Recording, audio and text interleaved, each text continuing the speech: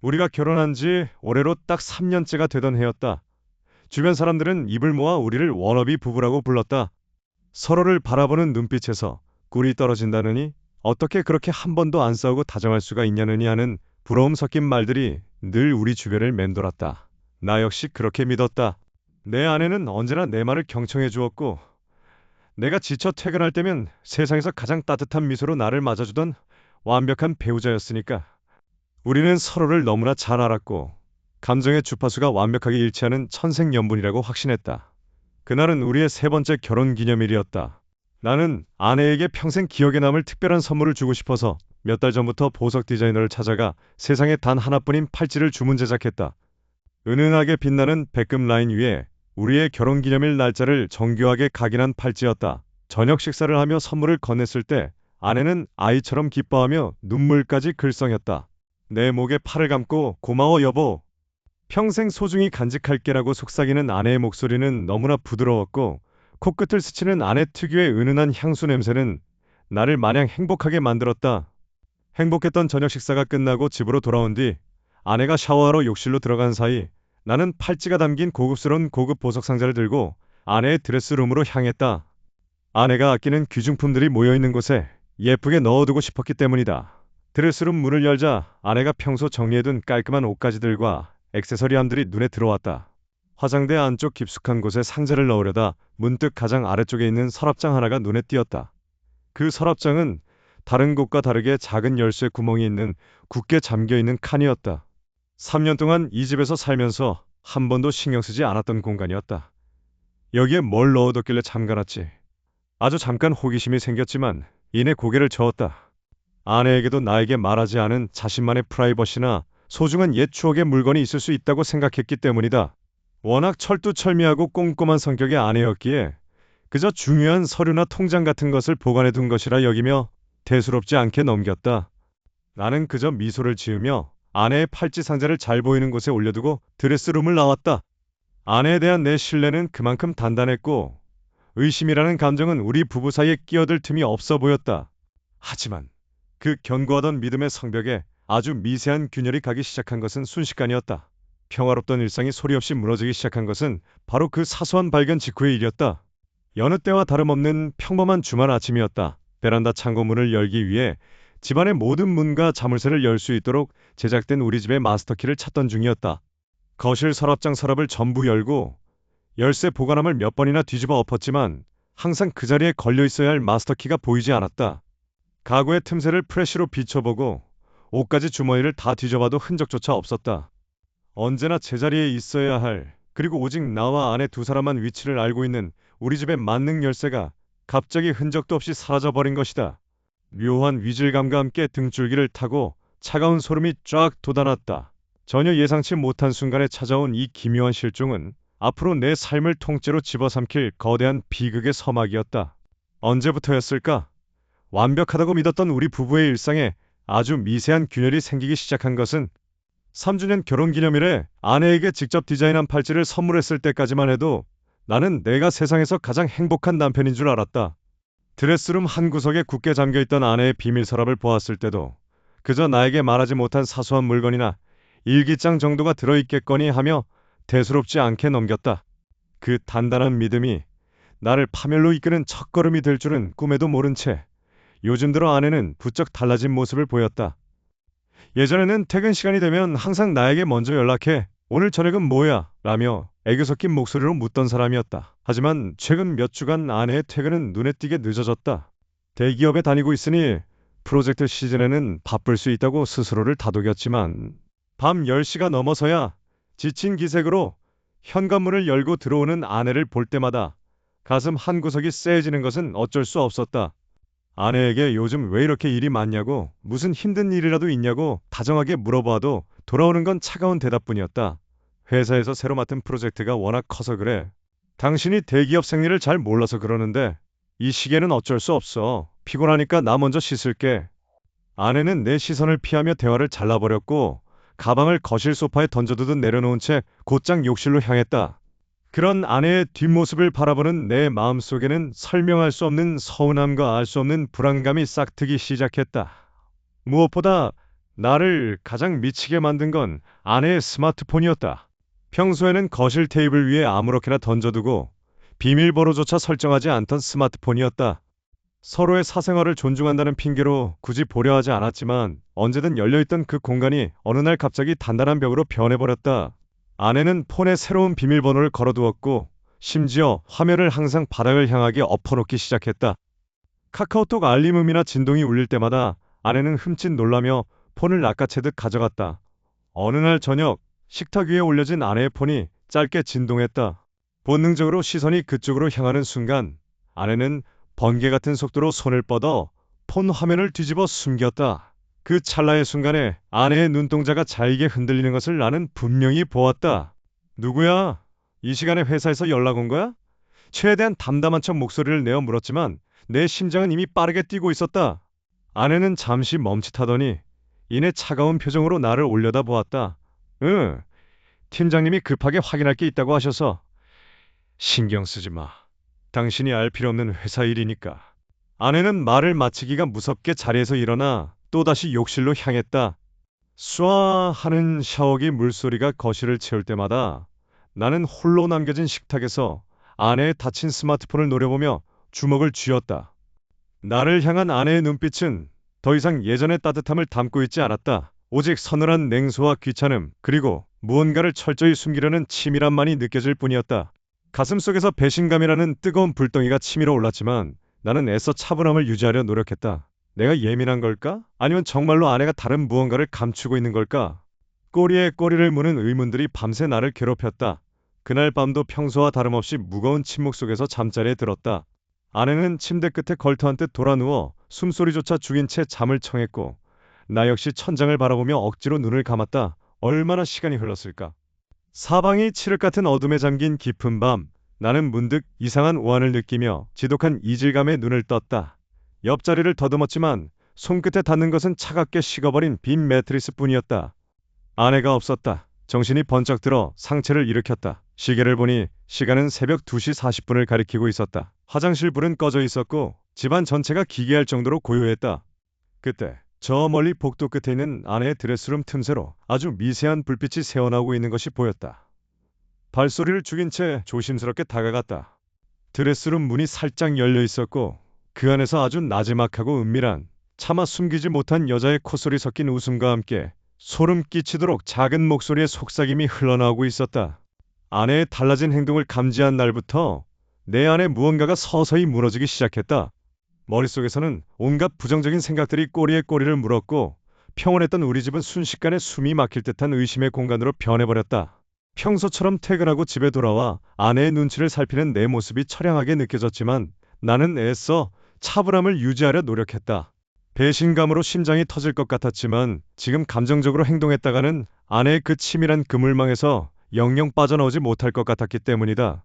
그날 밤 아내가 샤워를 하러 욕실로 들어간 사이 나는 거실 소파 위에 놓인 아내의 가방으로 시선을 돌렸다. 침을 한번 크게 삼키고는 조심스럽게 가방 지퍼를 열었다. 손끝이 덜덜 떨렸다. 평소라면 절대 하지 않았을 짓이었지만 이미 의심에 눈이 먼 나에게는 다른 선택지가 없었다. 가방 안을 뒤적거리던 중 파우치 옆에 삐져나와 있는 작은 영수증 한 장이 눈에 들어왔다. 슬쩍 꺼내어 내용을 확인한 순간 내 눈을 의심할 수밖에 없었다. 최고급 백화점의 남성 향수 매장 영수증이었다. 가격도 수십만 원을 호가하는 스페셜 에디션 제품이었다. 내 머릿속이 하얘졌다. 나는 평소에 향수를 전혀 쓰지 않는다. 아내도 내 피부가 예민해서 향수 냄새를 싫어한다는 걸 누구보다 잘 알고 있었다. 그렇다면 이 비싼 남성 향수는 도대체 누구를 위해 살란 말인가? 혹시 나에게 깜짝 선물을 주려는 걸까? 하는 구차한 변명이 머릿속을 스쳤지만 영수증의 발행 날짜는 이미 일주일 전이었다. 일주일 동안 나에게는 아무런 선물도 없었다. 심장이 바닥으로 쿵 떨어지는 기분이었다. 잠시 후 아내가 욕실에서 나왔다. 은은한 샴푸 향을 풍기며 아무렇지도 않게 머리를 말리는 아내를 보며 나는 영수증을 주머니 깊숙이 찔러넣고 자연스럽게 말을 건넸다. 여보, 이번 주말에 우리 오랜만에 교회로 드라이브라도 다녀올까? 당신 요즘 회사 일 때문에 너무 피곤해 보이기도 하고 최대한 평정심을 유지하며 던진 질문이었다. 하지만 내 말을 들은 아내의 손짓이 아주 미세하게 굳어지는 것을 나는 놓치지 않았다. 아내는 거울 속에 나와 시선을 피하며 어색하게 웃었다. 어? 주말? 아, 이번 주말에는 힘들 것 같은데. 그, 지난번에 말했던 프로젝트 있잖아. 그것 때문에 주말에도 잠깐 출근해야 할지도 몰라. 그래? 주말 내내 바쁜 거야? 토요일이랑 일요일 둘 다. 내가 다시 한번 캐묻자. 아내는 당황한 듯 머리를 쓸어 올리며 말을 더듬었다. 어, 토요일 오전에는 확실히 나가야 하고, 일요일은 어쩌면 거래처 미팅이 잡힐 수도 있어서 아직 잘 모르겠어. 왜 자꾸 자세히 물어봐? 그냥 회사 일이 바빠서 그런 거라니까. 목소리에 묘한 날이 서 있었다. 평소에 아내라면 주말 일정을 정확하게 꿰고 있거나 변경 사항이 있으면 미리 미안하다며 애교를 섞어 말했을 것이다. 하지만 지금 아내의 대답은 앞뒤가 맞지 않았고 무엇보다 내 시선을 똑바로 마주하지 못하고 있었다. 횡설수설하며 화장대로 고개를 돌리는 아내의 뒷모습을 보며 나는 확신했다.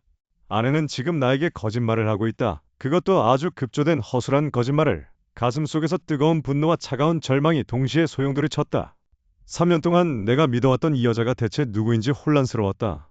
하지만 이대로 아내의 치밀한 덫에 걸려 바보처럼 당하고만 있을 수는 없었다. 이제는 나도 진실을 확인해야만 했다. 다음 날 밤, 아내가 깊이 잠든 것을 확인한 나는 숨을 죽이고 침대에서 일어났다. 사방이 고요한 집안에서 내 심장 소리만이 귓가를 때렸다. 나는 미리 준비해둔 작은 공구를 손에 쥐고 발소리를 죽여 아내의 드레스룸으로 향했다. 목적지는 하나, 결혼기념일 날 우연히 발견했던 그 굳게 잠겨있던 비밀 서랍 앞이었다. 손에 땀을 쥐며 공구를 서랍 틈새로 밀어 넣었다. 몇 번의 시도 끝에 찰칵하는 작은 소리와 함께 서랍의 잠금 장치가 무력하게 풀렸다.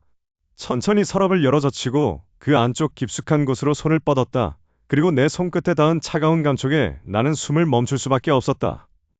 그곳에는 내가 단 한 번도 본 적 없는 낯선 스마트폰 한 대가 어둠 속에서 숨겨져 있었다. 그날 밤 아내가 샤워실로 들어가고 물소리가 들리기 시작하자마자 나는 행동에 나섰다. 심장이 미친 듯이 뛰었고 손끝이 덜덜 떨렸다. 지난 며칠간 쌓여온 의심과 배신감이 내 온몸의 감각을 마비시키는 것 같았다.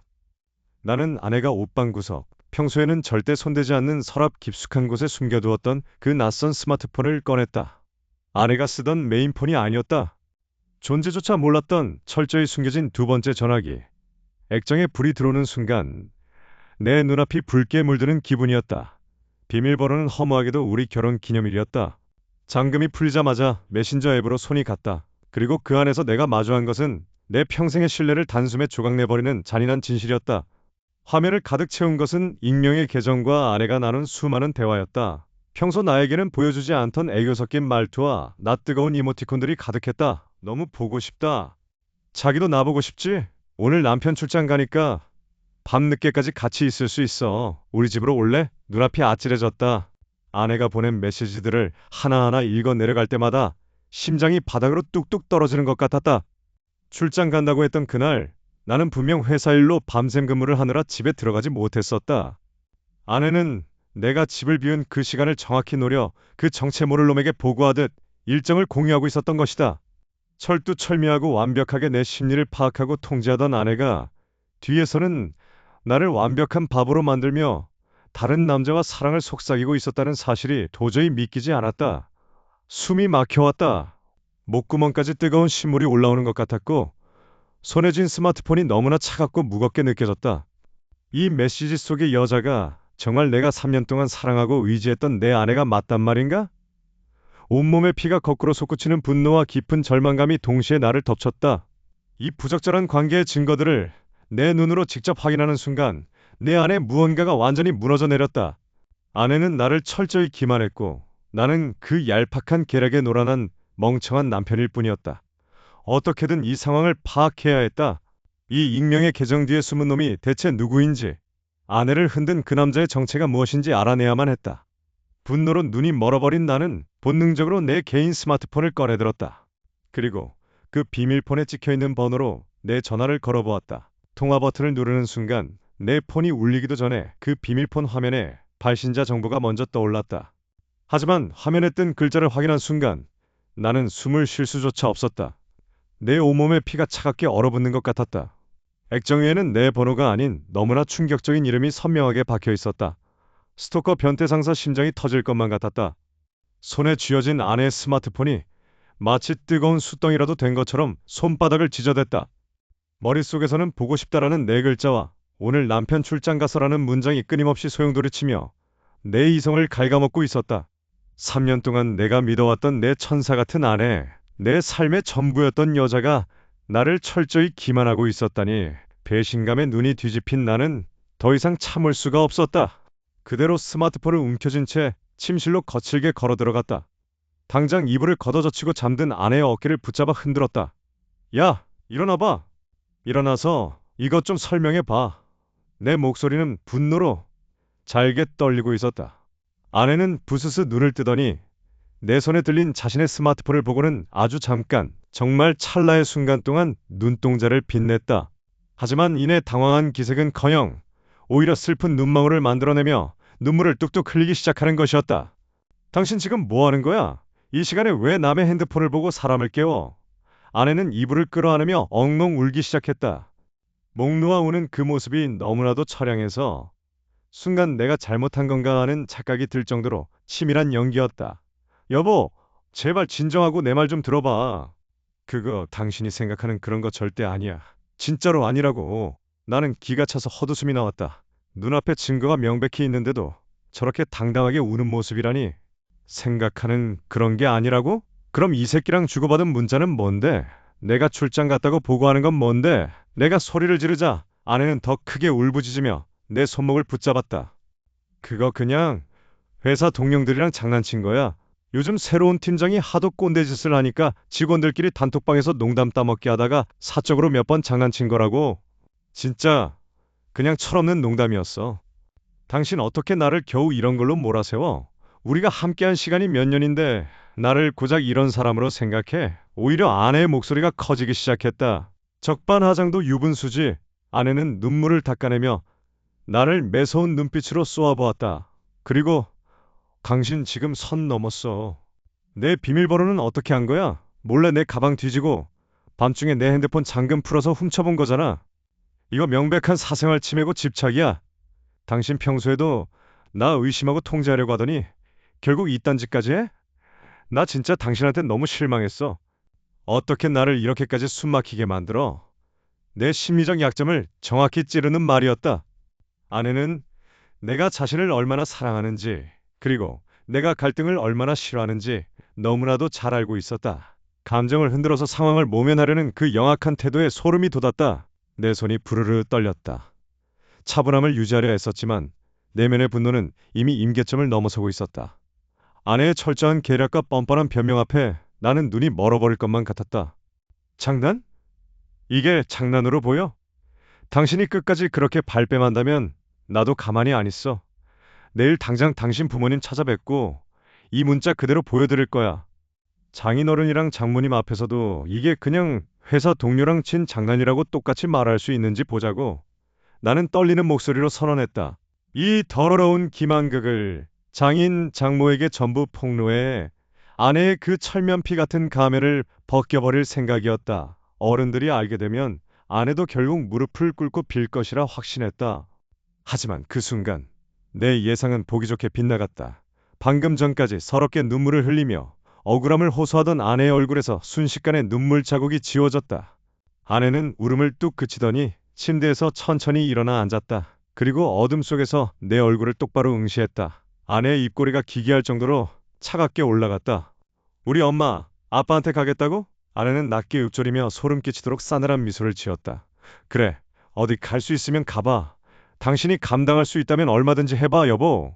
대답하는 아내의 눈빛에는 두려움 따위는 전혀 찾아볼 수 없었다. 오히려 나를 벼랑 끝으로 밀어 넣으려는 듯한 잔인하고 팽팽한 도전장만이 가득 차 있었다. 그날 밤 아내의 눈물 섞인 변명과 도리어 나를 의처증 환자로 몰아세우는 뻔뻔한 태도에 나는 아무 말도 할 수 없었다. 기가 막혀서 숨이 턱 막혔다는 표현이 딱 맞았다. 하지만 나는 바보가 아니었다. 겉으로는 아내의 연기에 속아 넘어가 준 척 일단 한 걸음 물러섰을 뿐이다. 아내는 내가 완전히 자신에게 설득당했다고 생각했는지 다음 날부터 눈에 띄게 안심한 기색을 보였다. 하지만 내 안의 불꽃은 꺼진 게 아니라 오히려 아내의 숨통을 조여줄 더 확실한 증거를 찾기 위해 차갑게 가라앉아 있었다. 나는 아내가 샤워를 하거나 잠든 틈을 타서 그 익명 계정에 대한 조사를 더 깊고 은밀하게 진행했다. 아내의 노트북에 남아있는 쿠키 기록과 클라우드 자동 로그인 기능을 역추적하며 그 남자의 정체를 파헤치기 시작했다. 그리고 마침내 메일에 쌓여있던 그 익명 계정의 진짜 주인을 알아냈을 때 나는 온몸의 피가 전부 머리로 솟구치는 듯한 극심한 충격을 받았다. 그 남자는 전혀 모르는 타인이 아니었다. 바로 아내가 지금 다니고 있는 대기업의 같은 부서에 근무하는, 그리고 결혼 전 나에게 이미 오래전에 완전히 끝난 사이라며 절대 연락할 일 없다고 맹세했던 그녀의 전 남자친구였다. 심장이 미친 듯이 쿵쾅거렸다. 과거의 망령이 지금 내 가정을 통째로 뒤흔들고 있었던 것이다. 머릿속에서 지난 몇 달간의 기억들이 주마등처럼 스쳐 지나갔다. 거실에서 아내와 함께 시간을 보낼 때 아내의 휴대폰이 울리면 그녀는 항상 인상을 찌푸리며 전화를 받곤 했었다. 아, 또 짜증나는 부장님이네. 주말인데 왜 자꾸 귀찮게 업무 전화를 하고 난리야? 라며 내 앞에서 신경질적으로 소리치던 아내의 모습이 떠올랐다. 나는 그때 그 말을 곧이곧대로 믿고 대기업이라 직급이 높아도 상사 등살에 고생이 많다며 아내를 가엾게 여기기까지 했다. 하지만 클라우드에 백업된 통화 녹음 파일들을 하나씩 재생해보니 그 모든 게 나를 철저히 속이기 위한 정교한 연극이었다는 사실이 드러났다. 내 앞에서 부장님? 네, 네. 알겠습니다 하고 딱딱하게 전화를 받던 아내는 베란다로 나가거나 방문을 닫는 순간 목소리 톤을 완전히 바꾸었다. 자기야. 방금 남편 앞에서 짜증나는 부장님 전화인 척 연기하느라 죽는 줄 알았어. 우리 오빠 목소리 들으니까 살 것 같다. 남편은 지금 내 말 다 믿고 거실에서 TV 보고 있어. 진짜 바보 같다니까? 그 비아냥거리는 웃음소리가 내 귀를 찢어발기는 것 같았다. 나를 완벽하게 속였다는 안도감과 성취감에 젖어 전 남자친구와 낄낄거리던 아내의 목소리. 나를 향한 배신감은 이제 걷잡을 수 없는 분노와 살이에 가까운 감정으로 변해갔다. 내 인생 전체가 그 두 사람의 놀이터에서 조롱당하는 장난감이 된 기분이었다. 손이 부르르 떨렸고 이가 갈렸다. 눈물이 왈칵 쏟아질 것 같았지만 나는 입술을 깨물며 억지로 참아냈다. 여기서 무너지면 그들이 원하는 대로 될 뿐이었다. 정신을 바짝 차리고 더 깊은 폴더를 뒤적였다. 메신저 대화록의 가장 최근 내용과 클라우드에 공유된 비밀 폴더를 열어젖혔다. 그리고 나는 그곳에서 단순한 육체적, 감정적 외도보다 훨씬 더 끔찍하고 잔인한 진실을 목격하고 말았다. 그 대기업 전 남자친구 놈은 단순한 불륜 상대가 아니었다. 그는 아내의 뒤에 숨어서 나와 아내가 지난 3년간 함께 일궈온 공동재산과 집을 내 명의 몰래 빼돌리기 위한 정밀한 금융계획을 진두지휘하고 있었다. 아내가 법적인 허점을 이용해 내 재산을 합법적으로 탕진하고 가로챌 수 있도록 온갖 사문서 위조 방법과 차명 계좌 개설 팁을 공유하고 있는 법적 자문 서류들이 내 눈앞에 선명하게 드러난 것이다. 마침내 약속된 주말이 찾아왔고 장인어른과 장모님 그리고 처형 부부까지 모두 모인 가족 모임 자리가 마련되었다. 겉으로는 평화롭고 화기애애한 식사 자리였지만 내 가슴속은 이미 차갑게 식어버린 분노와 배신감으로 터질 것만 같았다. 아내는 아무것도 모르는 표정으로 부모님께 음식을 덜어드리며 평소처럼 싹싹하고 다정한 딸의 모습을 연기하고 있었다. 그 가식적인 미소를 보고 있자니 뱃속에서부터 뜨거운 무언가가 울컥 치밀어 올랐다. 나는 심호흡을 크게 한번 하고 주머니 속에 넣어두었던 두 번째 스마트폰을 꺼내 테이블 한가운데에 탁 소리가 나게 내려놓았다. 순간 식탁 위의 대화가 뚝 끊겼고 모두의 시선이 내 손과 휴대폰으로 향했다. 나는 떨리는 목소리를 간신히 누르며 장인어른과 장모님을 바라보았다. 아버지, 어머니, 죄송하지만 오늘 이 자리에서 꼭 말씀드려야 할 게 있습니다. 내 진지하고 무거운 어조에 장인어른은 미간을 찌푸리셨고 장모님은 의아한 표정으로 나를 보셨다. 나는 테이블 위에 휴대폰 화면을 켜서 그동안 모아둔 아내와 그 자식의 다정한 커플 사진들, 그리고 차마 입에 담기도 부끄러운 수준의 연애 편지 같은 메시지들을 그대로 띄웠다. 당신이 회사에서 밤늦게까지 야근한다던 그 시간들에 누구와 어디서 뭘 하고 있었는지 다들 똑똑히 보셔야 합니다.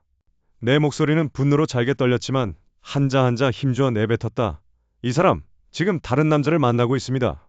그것도 저와 결혼하기 전부터 사귀었던, 다신 안 만난다고 맹세했던 그 전 남자친구 말입니다. 저한테는 부장님이 귀찮게 전화를 한다며 짜증 섞인 연기를 해놓고 뒤에서는 그 자식과 실시간으로 제 동선을 공유하며 비웃고 있었습니다. 내가 모든 폭로를 마쳤을 때 장모님은 너무 놀라 입을 틀어 막으셨고 장인어른은 들고 계시던 숟가락을 떨어뜨릴 정도로 큰 충격을 받으셨다. 방 안에는 무거운 정적과 함께 숨막히는 긴장감만이 감돌았다. 부모님의 얼굴은 순식간에 하얗게 질려버렸고 처형 부부 역시 어쩔 줄 몰라하며 눈치만 살폈다. 하지만 정말 소름 끼치는 것은 내 바로 옆에 앉아있는 아내의 반응이었다. 이 정도 파국을 맞이했다면 눈물을 흘리며 변명을 하거나 혹은 당황해서 소리라도 지르는 게 정상적인 인간의 반응일 것이다. 그러나 아내는 단 한 방울의 눈물도 흘리지 않았다. 오히려 너무나도 담담하고 평온한 표정으로 숟가락을 내려놓더니 천천히 자리에서 일어났다. 그녀는 당황한 기색이 전혀 없는 차분한 눈빛으로 엉망이 된 나를 빤히 응시했다. 그리고 입가에 기괴할 정도로 엷은 미소를 띠며 나를 향해 나지막하게 속삭였다. 드디어 그걸 열어봤네. 일부러 당신 보라고 거기 둔 건데 생각보다 찾는데 오래 걸렸어. 아내는 차분하게 자리에서 일어나더니 입꼬리를 살짝 올리며 비웃듯 나를 바라보았다. 그 눈빛을 보는 순간 심장이 쿵 하고 바닥으로 떨어지는 기분이 들었다. 아내는 천천히 자신의 진짜 휴대전화를 주머니에서 꺼내 테이블 위에 올려놓았다. 당신이 들고 있는 그 휴대전화? 그거 가짜야. 당신이 내 뒤를 캐고 다닌 거 내가 모를 줄 알았어? 아내의 목소리는 너무나도 평온해서 오히려 소름이 끼쳤다. 알고 보니 내가 그동안 발견했던 수상한 행동들, 남성용 향수 영수증, 그리고 결정적이라고 믿었던 그 휴대전화에 숨겨진 메시지들까지 전부 아내가 나를 함정에 빠뜨리기 위해 치밀하게 설계한 가짜 덫이었다. 내가 배신감에 눈이 멀어 허우적대는 동안 아내는 뒤에서 모든 것을 지켜보며 비웃고 있었던 것이다. 상황은 순식간에 역전되었다. 방금 전까지 당황한 기색이 역력했던 장인어른과 장모님의 얼굴이 차갑게 굳어지더니 나를 향해 매서운 눈빛을 쏘아붙였다. 장모님은 기가 막힌다는 듯 한숨을 크게 쉬며 소리를 질렀다. 자네 정말 실망이네. 어떻게 멀쩡한 사람을 불륜녀로 몰아가나? 이건 단순한 오해가 아니라 병이야. 병. 의처증이라고. 장인어른 역시 테이블을 쾅 치며 서류 봉투 하나를 내 앞으로 거칠게 던졌다. 더 이상 내 딸을 이런 정신병자 같은 놈 곁에 둘 수 없네. 당장 이혼 서류에 도장 찍게. 위자료는커녕 몸만 고스란히 나가야 할 줄 알아. 자네가 우리 딸의 사생활을 침해하고 정신적으로 괴롭힌 증거는 이미 차고 넘치니까. 눈앞이 캄캄해졌다. 내가 억울함을 호소하며 소리쳤지만 내 손에 든 휴대전화는 그저 내가 아내를 의심해 조작한 증거물이거나 미쳐서 날뛴 미치광이의 헛소리로 치부될 뿐이었다. 철저하게 준비된 아내의 계략 앞에서 내가 가진 모든 반격의 카드는 나를 옥죄는 올가미로 변해 있었다. 온몸의 피가 거꾸로 솟는 것 같았고 억울함과 분노로 숨이 막혀왔다. 손이 덜덜 떨렸고 아무리 말을 하려고 해도 목구멍에서 쇳소리만 날 뿐 아무런 말이 나오지 않았다. 완벽한 패배였다. 내가 가진 모든 것을 잃고 길바닥에 나앉게 생긴 그 순간 아내는 승리자의 미소를 지으며 나를 내려다보고 있었다. 절망의 나락으로 떨어져 더 이상 빠져나갈 구멍이 없다고 생각한 바로 그 순간 정적을 깨고 집안 전체에 날카로운 벨소리가 울려 퍼졌다. 띵동. 모두의 시선이 현관문을 향했다. 문이 열리며 들어선 사람은 다름 아닌 아내의 전 남자친구였다. 그의 손에는 두꺼운 서류 뭉치가 들려 있었다. 내가 아내와 장인, 장모의 비아냥거림 속에서 숨도 쉬지 못하고 무너져 내리던 바로 그 순간이었다. 갑자기 거실 문이 거칠게 열리며 한 남자가 걸어 들어왔다. 그 얼굴을 보는 순간 내 심장이 쿵쾅거리기 시작했다. 바로 내 아내의 그 불륜남, 그녀의 전 남자친구였다. 그는 들어서자마자 싸늘한 미소를 지으며 내 아내를 똑바로 쳐다보았다. 아내의 얼굴이 순식간에 하얗게 질려갔다. 여보련, 네가 나를 속이고 혼자 다 처먹으려고 했지. 재산 분할하면 반반 나누기로 해놓고 이제 와서 나를 토사구팽해. 그 남자 입에서 나온 말은 가히 충격적이었다. 알고 보니 두 사람은 이미 돈 문제로 심각한 갈등을 빚고 있었고 남자는 아내에게 배신감을 느껴 이 자리에 판을 깨러 온 것이었다. 남자는 주머니에서 스마트폰을 꺼내더니 거실 테이블 위에 탁 올려놓았다. 그리고 재생 버튼을 눌렀다. 흘러나온 것은 내 아내의 생생한 목소리였다. 그 인간, 지금 눈 뒤집혀서 내가 일부러 흘린 가짜 핸드폰만 붙잡고 있어. 그걸로 의처증 환자 만들어서 법정에 세우면 위자료 한 푼 안 주고 몸만 내쫓을 수 있어. 자기는 조금만 더 기다려. 완벽하게 녹음된 원본 파일이었다. 나를 철저하게 파멸시키고 모든 재산을 독차지하려던 아내의 잔인하고 영악한 계략이 그 부드럽던 목소리를 통해 온 집안에 울려 퍼졌다. 순간 거실은 물을 끼얹은 듯 조용해졌다. 나를 의처증 환자로 몰아가며 독서를 퍼붓던 장인과 장모는 얼어붙은 채 아무 말도 하지 못했다. 장모는 가슴을 쥐어짜며 뒤로 넘어갔고 장인은 부들부들 떨리는 손으로 아내를 쳐다보았다.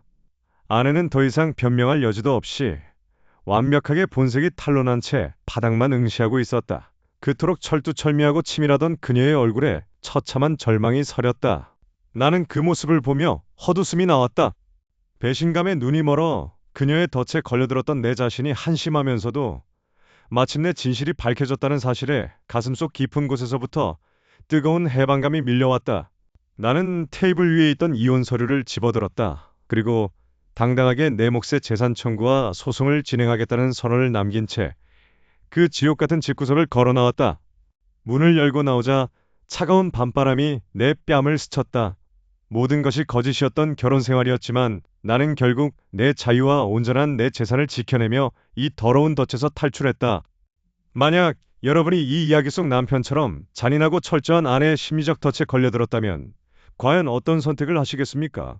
복수를 위해 끝까지 버티며 반격의 증거를 찾으시겠습니까?